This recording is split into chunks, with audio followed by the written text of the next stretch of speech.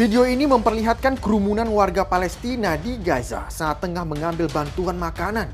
Tak disangka, saat tengah berjuang untuk mendapatkan makan, tentara Israel berulah dengan menembaki warga yang tengah mengantre.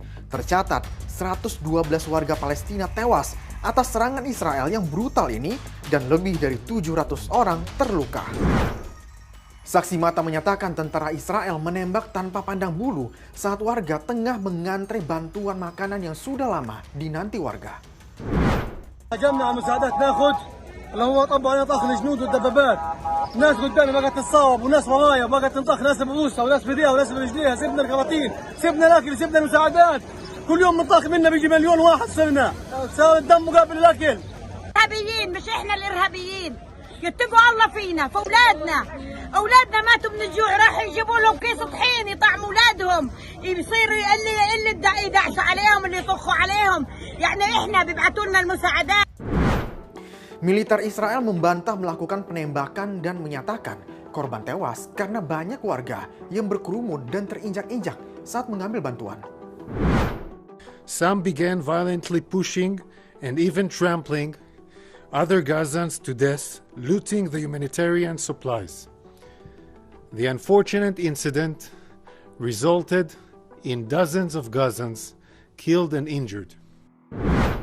Tindakan militer Israel yang menembaki warga Gaza saat tengah mengantre makanan dikecam berbagai negara. Duta Besar Palestina untuk PBB menyatakan serangan Israel ke warga Gaza kali ini seperti sebuah kesengajaan. This time they did the same thing. It seems that they were large in number, thousands, and then all of a sudden the Israeli army started firing at them and shooting. And according to the information that we have, dozens of them have bullets in their heads. It's not like, firing in the sky to restrain people if there was confusions and chaos. It was intentionally targeting and killing. Pengamat hubungan internasional menilai serangan Israel kali ini sudah mengarah ke penghancuran rakyat Palestina. Ini menunjukkan sekali bahwa Israel ini benar-benar ngotot menerapkan nakbah yakni peniadaan simbol-simbol yang bukan Israel di wilayah Gaza saat ini. Dan untuk itu mereka sudah bergerak dengan berbagai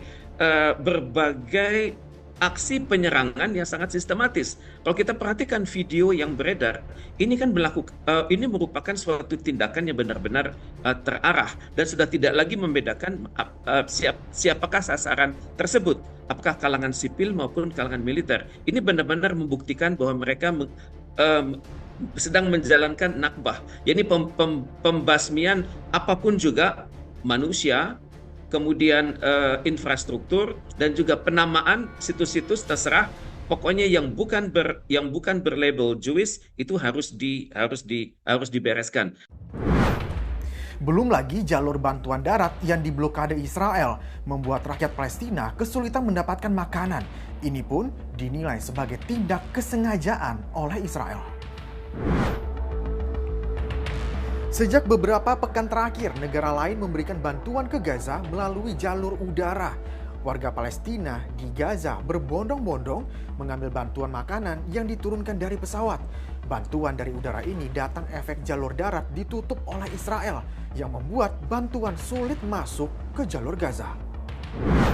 Itu kan bahkan dari Menteri Pertahanan mereka menginstruksikan agar di stop segala bantuan ke Gaza. Itu artinya kan secara sistematis mereka menginginkan rakyat Gaza itu dalam kondisi kelaparan, kemudian setelah itu mereka bisa mengalami kematian secara perlahan-lahan, ditambah dengan ancaman yang terjadi setiap saat, terjadi penembakan, pengeboman dan lain sebagainya. Nah, ini yang agak mengkhawatirkan ketika kemudian seluruh penduduk Gaza itu dianggap sebagai musuh oleh Israel dan boleh untuk dibunuh, jadikan korban dalam peperangan, dan jumlahnya kan hampir 2 juta lebih.